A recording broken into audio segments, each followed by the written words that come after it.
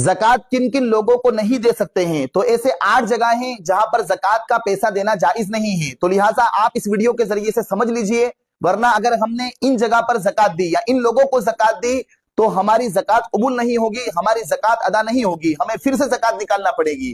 तो सबसे पहली चीज जिसे हम जकात नहीं दे सकते, जिनसे हम पैदा हुए हैं, यानी बेटा अपने बाप को, अपने दादा को, अपने नाना को, अपनी नानी को, इसी तरीके से अपनी माँ को जकात नहीं दे सकता है। दूसरा, जो हमसे पैदा हुए हैं, यानी हमारे बेटे, इसी तरीके से बाप अपने बेटे को, अपने पोते को, अपने नवासे को, नवासी को, पर पोते को जकात नहीं दे सकता है। इसी तरीके से तीसरा, जो साहिब निसाब हो यानी मालदार हो, उसे जकात नहीं दे सकते हैं। इसी तरीके से बीवी अपने शोहर को और शोहर अपनी बीवी को जकात नहीं दे सकता है। इसी तरीके से सैयद जो बनु हाशिम की औलाद है, आप सल्लल्लाहु अलैहि वसल्लम ने सैयद को जकात देने से मना फरमाया है, तो सैयद को जकात नहीं दे सकते हैं। इसी तरीके से गैर मुस्लिम को जकात नहीं दे सकते हैं। इसी तरीके से जकात के पैसे हम मस्जिद में, जहां मस्जिद की तामीर लग रही है, मस्जिद में जकात के पैसे नहीं दे सकते हैं। इसी तरीके से पागल और नासमझ है, हम उसको जकात के पैसे नहीं दे सकते हैं। इसी तरीके से जो मालदार के बच्चे हैं, हम उनको भी जकात के पैसे नहीं दे सकते हैं। तो लिहाजा ये 8 चीजें हैं तकरीबन